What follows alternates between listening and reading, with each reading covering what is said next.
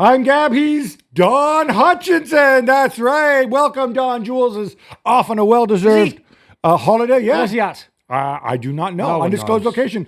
I do know, actually. But we got blue skies in West London. What a show we have for you today, because there's a lot going on. Blue skies, but freezing. It is nippy outside. I will concede that. Liverpool win again, get a little bbit lucky. Arsenal win. Real Madrid held. Wow. Barcelona playing a few hours. If they win, they could be joint top of La Liga. 0-0 and a wow. What a performance from Bayern in the Der Klassiker, well, not Der Klassiker, but in the Bayer Leverkusen Bayern game, top of the table clash. Yeah. But we're going to start the show. Oh, and Real Madrid dropping point. I mentioned that. We're going to start with Juventus and Inter. The Derby d'Italia, as some people like to call it. Juventus come out 1-0 winners. Some fancy Colomwani footwork. Roulette, an homage to Zinedine Zidane. Oh. I want to start with Juve because they've been criticized all season long. Even when they got results. Draws. It's just all the draws. And also, they just look so bad. So, like, ponderous and whatever. Yeah. That second half against Inter was, for me, the best that Juve played. Easily. What's the key here? Youth.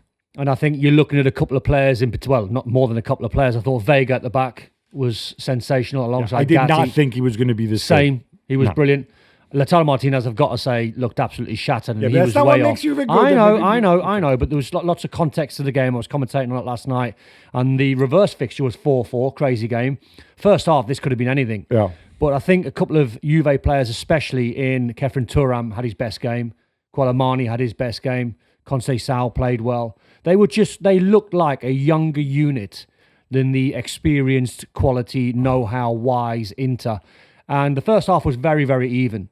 Very even. If anything, Inter were probably on top. Very open, I thought. Very open. That's what I'm saying about the 4-4. Could have been nuts scoreline in the first half. But second half, I thought the younger legs trampled all over Inter a little bit. They ran all over them. They were too good.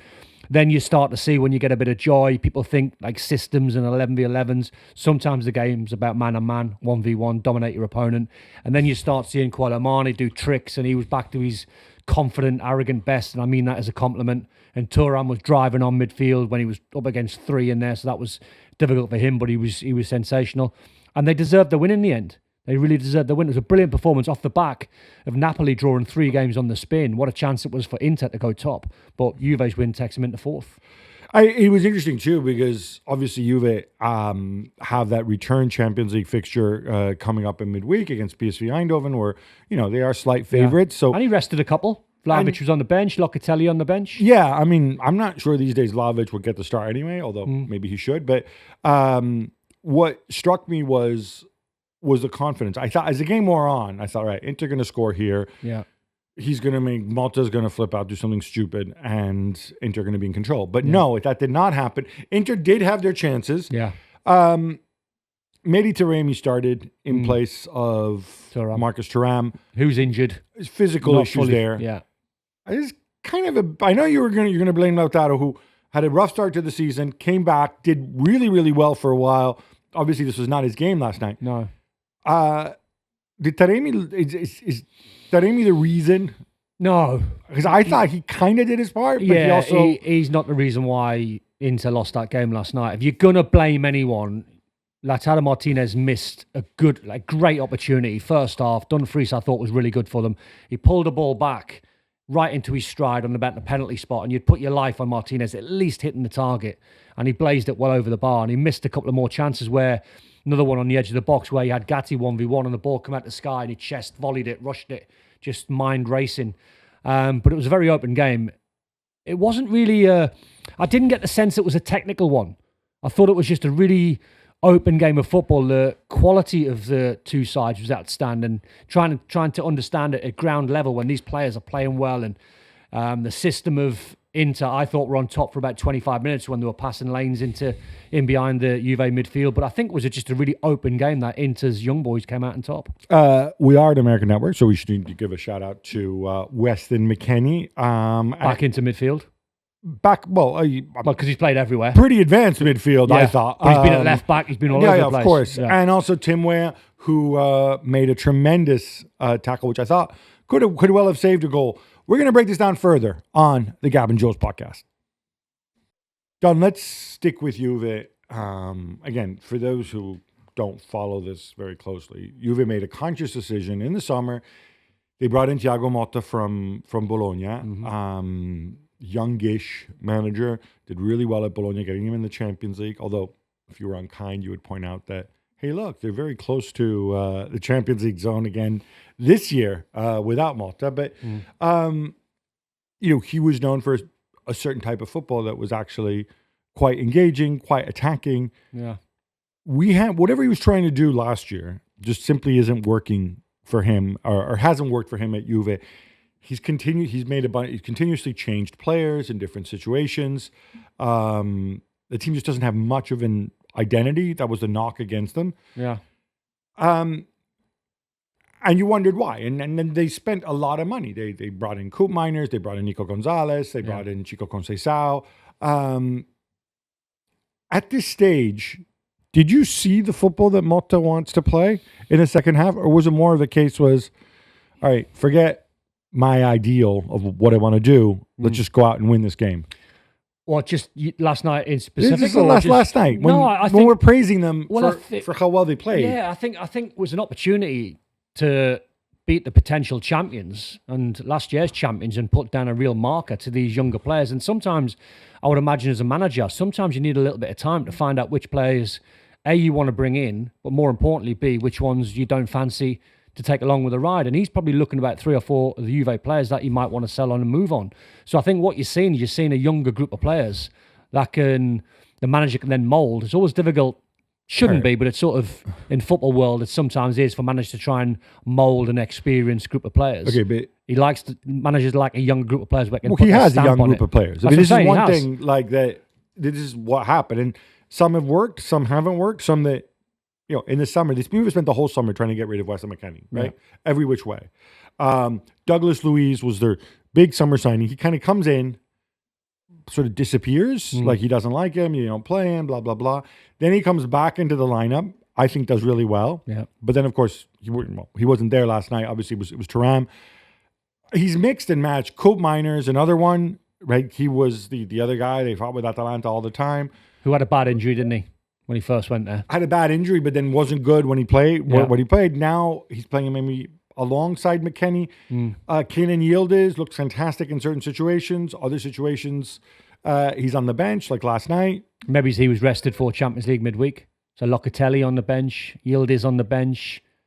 Maybe, but then it's like, who goes out? That's part of having a good squad. I mean, you can't knock their performance from last night, can you? But that's the bar that they've set now. Well, this is a point I want to get back to about the squad, the hierarchy having a first choice 11 versus constantly rotating, which is what Simone Inzaghi does.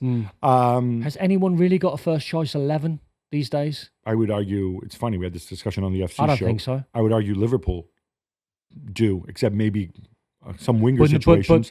And I would argue... I get you, but if some might argue that they're paying a price for... I get the Liverpool one, but if anyone went out, if Cody Gakpo got injured and Luis Diaz was playing on the left, you're not losing any standards there, are you? They're at the same sort of level. So I think... Well, like I said, I think that's the only position, right? Where, with the forwards, 2 of the 3 forward slots, you could argue it's debatable. Tsimikas, Robertson, Trent, Bradley. I think Trent and Robertson are his first choice fullbacks. McAllister, Jones. I think Alexis McAllister. I'm not saying there's nobody there who can come in. No, I'm just arguing the point that I don't even think anyone's really got a first 11 anymore. It's a squad game now, and the closer your bench can get close to your first team, that'll determine who's going to be winning a lot. We debated this last night on the FC show. It's a different approach, right? And I think it's fascinating. We might come to it later, but you might argue that part of the reason there's been a bit of a slowdown for Liverpool might be that some players, thinking Ryan Gravenberch, for example, are just physically exhausted because they've played so many minutes. Maybe. I think you could make the point of Kai Havertz. Well, that's my point about Juve, isn't it? That's my point. He's got a good squad of players to work with. Any other game last night, Yildiz could have started last night. He does, but he's also fiddled Dusan with the Vlahovic squad. could have started last night. Well, it's interesting you say that, and that brings to Vlahovic. Does he actually like Vlahovic? Because Vlahovic has been there all year, right? I'm torn on Vlahovic, always have been. Sorry? I'm torn on Vlahovic, always has been. I always have been, because he's a confident striker. He's a confidence player. In January, they replaced Vlahovic with Colomwani, whose skill set is completely different. That's what I mean. What's the vision here? What is the plan? Depends on how Motta sees it, because last night, I think I said in comms last night, you're looking at two completely different players, where Vlahovic is quite comfortable coming short and linking up the play, where Colomwani is just as good, but his asset and his strength is coming short, spinning in behind. You've seen that for the shot that got deflected from Pavel that just went over the crossbar when it was flicked on. So it depends how the coach sees it. Two completely different players. Okay, let me turn it around. Let's pretend you and I are members of the I love Agnelli this. family. Bit of role play. Yes, and we own Juve. And we hire Thiago Motta. Yes. We say, Thiago, do you have a clear vision for this team? And he says yes. Exactly. He says yes. Yeah. And then they sign all these players for him, and then he keeps fiddling. And it's Tim Weah at fullback, and then it's Tim Weah at center forward. And then I like Vlahovic. No, I don't like Vlahovic. No, it's not. I don't think it's a case of not liking but Vlahovic and liking is- him. You can't play him every single game because players dip out of form, Okay, players but that's dip in fine. form. But he's obviously bringing in Colomwani is a very obvious sign that Colomwani is his first choice striker right now against most opponents. Doesn't mean he's going to play forever. Or they But then at the same time, and at the same token, you couldn't just have Colomwani as your only number 9 because an injury to him, and then all of a sudden you're screwed. No, of course so you not. need people like Vlahovic. You need competition for places. Vlahovic is by far Juve's highest paid player. They spent a mint on him. He is supposed to My be... argument is competition for places. It's not That's so much. fine, but that's not how the real world works. Because if I'm But it is. if I'm running a company or a football club, But it is. I have You resource can't- allocation. But you can't just have a first 11 and go, right, that's my first 11, that's my best 11, I don't want any subs. There's no point. No, but what I'm saying is when I hire a coach, I ask the coach, okay, coach, we have 100 widgets we have $100 to spend, right? Yeah. If I'm spending $80, how do you want to spend them? And he says, well, we'll spend $80 on Vlahovic and $20 on his backup, right? I Who's said, on fine, loan? Who's we on can go loan? do that. Well, yeah, but there's No. costs involved and whatever. But But then what the- I'm saying but then is, the medium if after, term. no, hang on. If after 6 months you say, oh, well, the guy we spent $80 on, I'm going to leave him on the bench for a lot of big games, Yeah. and I'm going to have the other guy, the $20 guy, play instead. Did you see what I'm saying? Is I know. I would say, okay, but I'd say, I don't have a problem with flexibility, but I would say your ideas of how you want to play football aren't very clear. But I would say to Gab and Don, who are upstairs in the hierarchy, leave this to me. I know what I'm doing. Yeah, you know what? The medium term might be. I would say, you know and what the I would medium say? hang on, the medium term might be, from Thiago Motta's point of view, in 6 months' time, when a Premier League club want to spend 100 million on him, we'll let him go and we'll get him who? off. Vlahovic. They're not going to spend 100 million on A him. Premier League club will. They'll just go silly. No, Chelsea will go the stupid. And reality Chelsea will is- bid 120. We've reported this before. Vlahovic is a ticking time bomb for Juve because But this is he the has point. he has an That's the Can I point. just finish this? He has an escalator clause in his contract, which meant that this season his wages have ballooned. He makes close to 400 I'm grand. exaggerating a point and make Okay, a no, point. but I'm don't not saying- exaggerate. but I'm That's not just still saying the I'm not reality. saying he's a £100 million player. What Okay. I'm saying is the medium term. If Colomwani gets signed because his form's that good and he impresses Thiago Motta, the medium term from Thiago Motta might say to Gab and Don upstairs, right, sell Vlahovic in the summer. Just not now. They've been trying to sell him forever. But the reality, like I said, he has an escalator clause in his contract. He's going to make 400. He's going to make more money than every single player in the Premier. What's his Hang transfer? on, let me finish. He's going to make more money than every single player in the Premier League, right? Is he?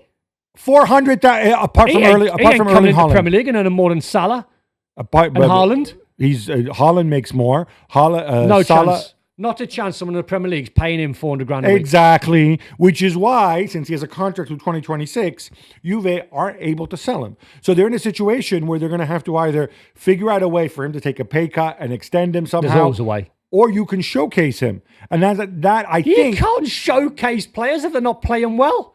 Well, then you've got a problem, right? Of course you have. And if you bring somebody else in and you make him your starter, all I'm saying is there's a business angle to all of this. I love the fact that me and you are role playing and we're upstairs and Thiago Motta saying to us, right, I tell you what we're going to do, guys, just to appease you two up there. I'm going to play Vlahovic. He's completely out of form, just so we can He's not out of form though. Well, all right, but he's not better than Colomani at the minute. But none here, bear with me. So Motta, we're role playing here. So Motta's saying to Gab and Don, I tell you what I'll do, just to make you two guys happy up there. I'm going to play Vlahovic every single game because hopefully that keeps his price tag nice and high. This is my thing. Ludicrous. This is my thing with footballers and ex-footballers who become coaches. No disrespect, Don. It's fine. Y'all don't live in the real world. Y'all make millions to run the club with somebody else's money, and then in a few years you move on to a different club, and you don't care, and you don't seem to understand this concept of resources and resource allocation. But Gab and Don are not living in the real world upstairs when you're expecting a manager to play Dusan Vlahovic, who's not better than Colomani, just to keep his transfer fee high. And he might be bang out of form, but I tell you what, we're going to play him every single week because we'll get a bigger transfer fee for him. All I'm going to say is, look, I have no issue with people changing their minds. But when you took over in the summer and you said, look, we have Dusan Vlahovic, he's our biggest asset. Can you work with him? Yes or no? If you tell me yes, just because you want the job, and then you're not able to get Dusan Vlahovic to tick, I get all this. But I expect you to have clear ideas. That is all I'm saying. I love the fact we're arguing about Juve, who beat Inter Milan last night. I'm not. I can see Juve as a club. I can totally see their perspective. They were very good. On Inter, it's rough because even though Napoli drew the day before, Napoli actually extend their lead in the table. 3 draws on the spin Napoli have had. Yeah. If you're Simone Inzaghi, are you actually concerned? Of course you are. Of course you are. They can bounce back next week, and then guess what? 2 weeks' time, who do they play? Napoli. Massive game. I'm less concerned. I don't think. You're concerned at the result, but I think what you do is you'd look at that squad, and you can argue because we love a little argument, but I don't think you would. Inter have still got the best squad in Serie A. I think no question, and I think he knows how to rotate the squad, and he knows how to have the people fresh for it. And in this, again, Juve deserving winners, but I think we both said this game could have gone the other way as well. So if I'm Simone Inzaghi, I am definitely not gnashing my teeth and pulling my hair. Not concerned here. No. Their destiny will decide it when they play Napoli.